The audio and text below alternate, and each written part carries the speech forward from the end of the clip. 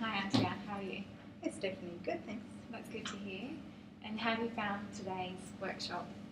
Been lots of fun, Yeah. bit nerve-wracking, but okay. Okay. And how are you feeling as we're coming up to the ending of it? Well, I can see the light at the end of the tunnel, so I guess that's something. Yes, I'm glad it's over. Yeah. And are you feeling a little less nervous about being recorded after having practiced? No, still the same. Yeah, well, I suppose one gets a little better, so you know sort of what to ask and so on, but yeah, still nervous, yeah. Yeah. Okay. So today we're going to do just a practice version of an interview that we're going to submit to Beth. So we'll probably spend around about 15 minutes having a bit of a chat about your special family tradition. I'll also just ask if it's okay if I've got some notes here that I might... Yeah, that's okay fine. with you? Yeah, sure. Okay. Okay, so we've also discussed that if it becomes too distressing, that we'll stop the interview. Yeah. So just a reminder about that. Okay, if you're ready to go, should we begin? Yep, thanks. Okay. So would you like to tell me a little bit about your special family tradition? Okay. I was born in Germany, so it's a German custom from tradition, what I understand.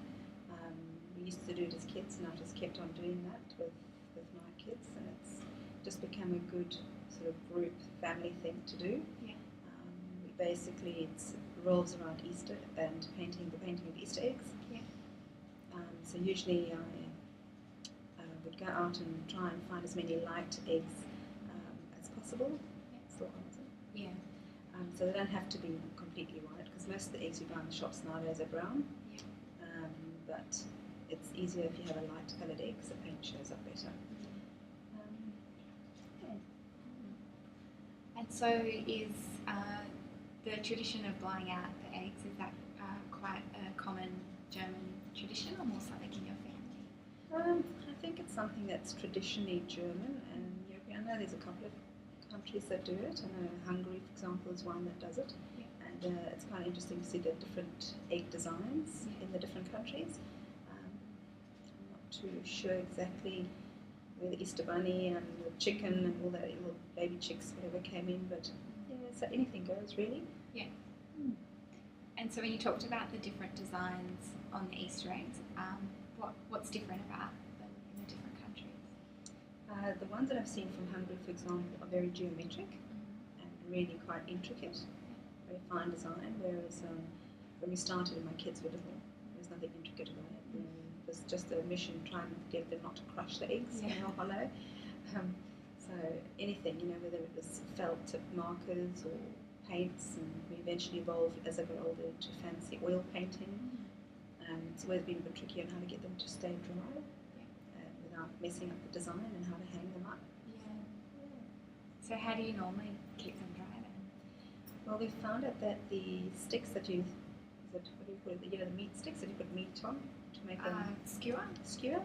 Those skewer sticks are quite handy. I've got a little container where you can just pop them all in a line, and you put your egg, slip the egg onto that. Okay. And then you can dry it. Otherwise, it's a bit tricky. Yeah.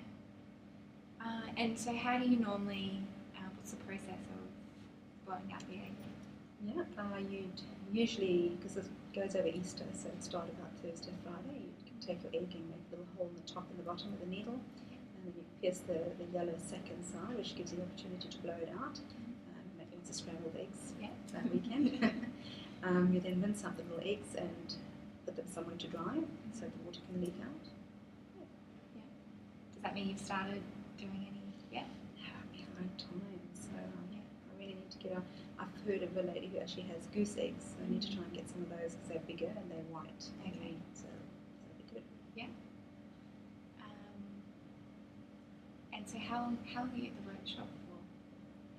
This one that we're doing at the moment. Have you got the next subject? Yes. So I'll be here all week. Okay. So yeah, we'll be cutting it a bit fine maybe. I reckon we might have to go with the normal chicken eggs and maybe just paint them with PVA, make them white, and then let them dry. You can do it that way.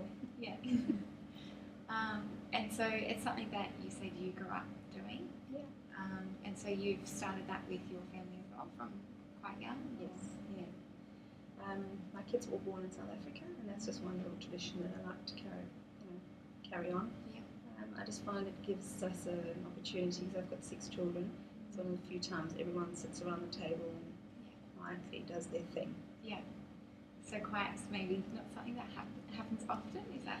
No, definitely not. Yeah. So that's probably quite cherished, and you enjoy having the family together, but also having maybe some quiet time. Yes, nice, peaceful thinking and talking time, because they're distracted, so you can have quiet conversations and they're still kept busy. Things don't get too hectic, because all know there's eggs involved and they have to be gentle about it. Yeah, yeah. And do you have any other traditions that you do with your family when you get together? Yeah, the Christmas one would be also very traditionally German, I guess. Yeah. I'm actually not 100% sure where some of the decorations, for example, come from anymore. There's an emphasis on Christmas on toadstools, for example. It's called toadstools. I don't know why, but they look really cute. It's part of the red, green, and gold theme, I suppose. Yeah. And what kind of things are you using to decorate the house? Well, I tell you, it's become quite a competition, so it can be anything really. It could be anything you're doing with stick-on,